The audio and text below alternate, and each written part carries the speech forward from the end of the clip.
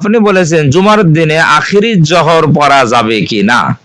এক সময়ে আমাদের এই এই ভারত উপমহাদেশে ইংরেজদের সময়ে এই দেশটা কি দারুল ইসলাম না দারুল আমান না দারুল হরব, এই তিনটা ভাই কে বলছেন, কোথা থেকে বলছেন, আপনার পরিচয় দিয়ে প্রশ্নটি করুন। কথা বলছি।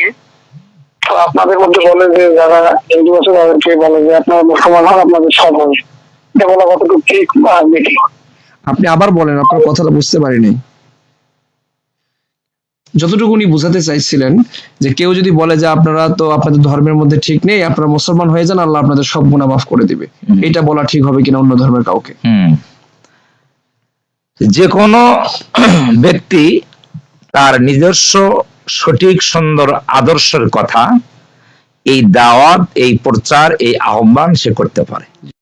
তার দলিলের মাধ্যমে, তার যুক্তির মাধ্যমে, তার বাস্তবতার মাধ্যমে সে কি করতে পারে, তার এই সত্যের প্রতি আহ্বান করতে পারে। এটা অযৌক্তিক না।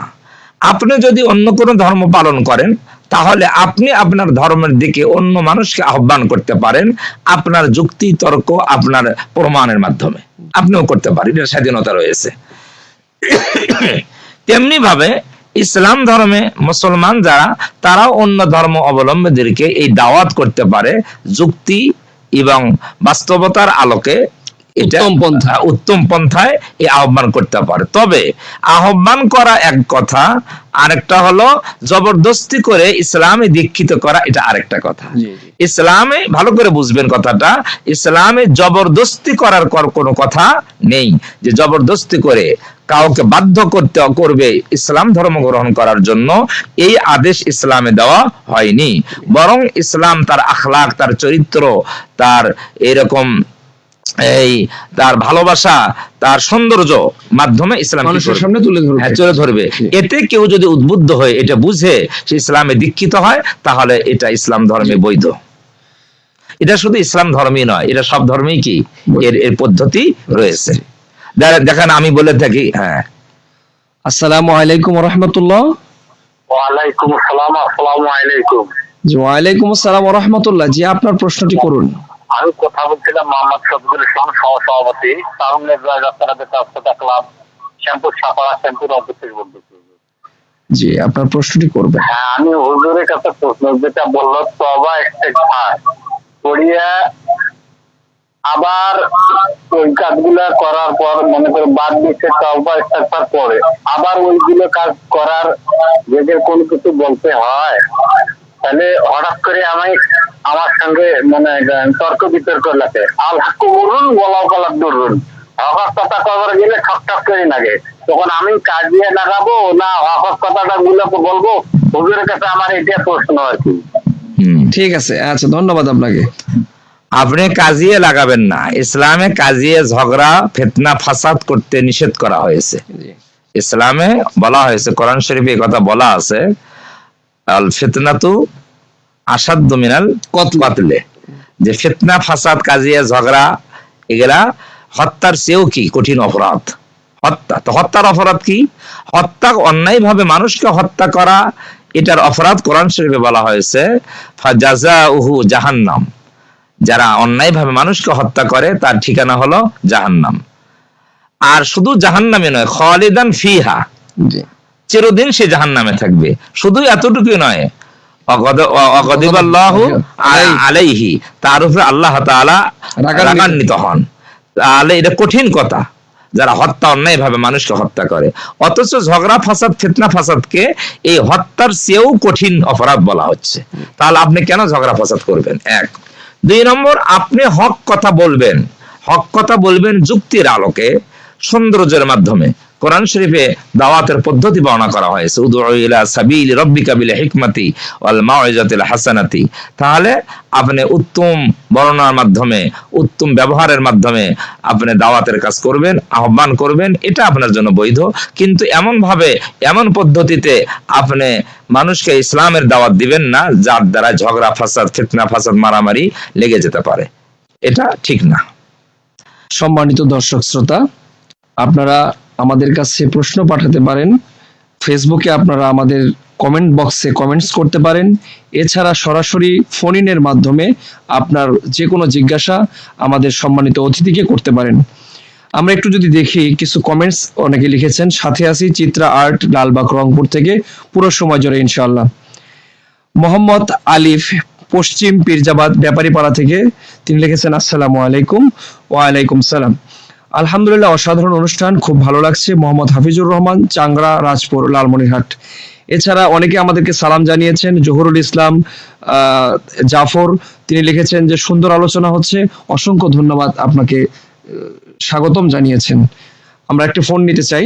আসসালামু আলাইকুম, পরিচয় দিয়ে আপনার প্রশ্নটি করবেন। আমি মোহাম্মদ জামাল উদ্দিন, আমার প্রশ্ন, কোন অমুসলিম হিন্দু মানুষ যদি আদাব দেয়, আদাব কি নেওয়া যাবে? আর কোন শিক্ষক কি আদাব দেওয়া যাবে, মানে সম্মানিত ব্যক্তি কি আদাব দেওয়া যাবে? আচ্ছা আচ্ছা, ঠিক আছে। আমরা জুমার দিনে যে আখির জোহর নামাজ 4 রাকাত অনেক লোকে পড়ে, এটা পড়া যাবে না না যাবে? আখির জোহর। ধন্যবাদ। ঠিক আছে, ধন্যবাদ আপনাকে। হ্যাঁ, প্রথম প্রশ্নের উত্তর হলো যে কোন হিন্দু ভাইকে আদাব দেওয়া যাবে কিনা। ইসলামের বিধান মোতাবেক একজন মুসলিম আরেকজন মুসলিমের সাথে সাক্ষাৎ হলে, ইদা লাকিতুম, হাদিসের ইবারত, হ্যাঁ, তাহলে তোমরা তাকে সালাম দাও, আসসালামু আলাইকুম এই শব্দ দিয়ে, রাহমাতুল্লাহ। কোন অমুসলিমকে সালাম দেওয়া ইসলামে বৈধ নয়। এবং অমুসলিমের অন্য ধর্ম অবলম্বীদের যে কুশল বিনিময় সাক্ষাতের সময় যে শব্দগুলো আছে, নির্দিষ্ট আছে, এগুলা ইসলামে ব্যবহার করা বৈধ নয়। তবে এমন কোন ক্ষেত্র যদি হয় যেই ক্ষেত্রে এই শব্দ ব্যবহার না করলে আপনার ক্ষতি আশঙ্কা রয়েছে, এমন কোন জায়গা যদি হয় তাদের এই শব্দগুলো ব্যবহার না করলে আপনার ক্ষতির আশঙ্কা আছে, সেই ক্ষেত্রে এটাকে মনে মনে আপনার নাজায়েজ মনে করে ক্ষতির থেকে বাঁচার জন্য ওই মুহূর্তে ওই সময়ে এই শব্দ ব্যবহার করতে পারবেন, শর্ত সাপেক্ষে যায়। জি। আর 2 নম্বর হলো, আপনি বলেছেন জুমার দিনে আখিরি জহর পড়া যাবে কি না।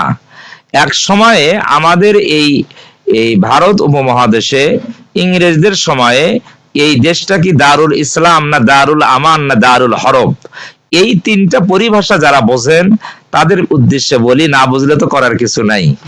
এখন এই দারুল হরব বলা হয় যুদ্ধ কবলিত এলাকা, আর দারুল ইসলাম বলা হয় যেটা ইসলামী ইমারত চলে, শাসন চলে। আর দারুল আমান বলা হয় যেটা যুদ্ধ কবলিত এলাকাও নয়, ইসলামী শাসনও নাই, কিন্তু নিরাপত্তা রয়েছে, ইসলামী বিধিবিধান মেনে চলার সুযোগ রয়েছে।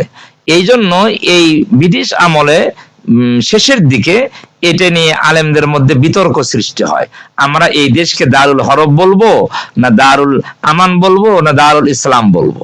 এই বিতর্কে কিছু কিছু আলেম তারা বলেছিল এটা দারুল হরব। তাদের মধ্যে হাজী শরীয়তুল্লাহ ছিলেন, ওনার এই ইস্তেহাদ, এটা গবেষণা, উনি বলেছিলেন এটা হলো দারুল কি হারব, এটা হলো শত্রু কবলিত এলাকা, যেহেতু ইংরেজরা আমাদেরকে কি করেছে, জোর জবরদস্তি করেছে।